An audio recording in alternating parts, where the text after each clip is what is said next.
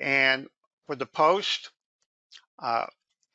there is a selection of post processors, over 300 posts that come installed with the product. If your machine is not in here, just drop us an email to support@mecsoft.com, and we'll work with you in getting a post ready for you. So there's Hey, Don, do you want to show the location of the post processors in Windows Explorer so Sure, people are aware of it? Yeah. So we're going to go, again, we're going to go to the install path, and we're going to go. It's actually in program data, not the install path. So if you go to program data. Oh, yeah, right. Program data, MecSoft Corporation. And we're going to go to RhinoCAM 2024 for Rhino 8. And it's got a folder called Posts. And you have mill posts and turn posts. We're looking at the mill posts. And the SPM is all of the posts I just showed you in that dialog. They're in this folder here by name. And each of the names, they have an extension .spm. So if you see an SPM file, that is a post definition file. And these are all the posts that come with the product, as you can see in those the are what the SPM files are what we call legacy posts because they're macro-based posts. And then if you go up one level down higher, there's a PY folder. And the PY folder is the Python posts. That's the new programmable post that we've implemented in 2024, 2023, and 2024. Okay.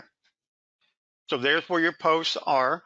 And also, if you go over here, you can also look at this path right here. Okay, that's the path that we just looked at in the file browser. So that's the default location for your posts. Okay, and we're going to pick OK here. We'll just use the Fennec post. Okay, so now we did the post. We're going to go down here to setup. Depending on your configuration,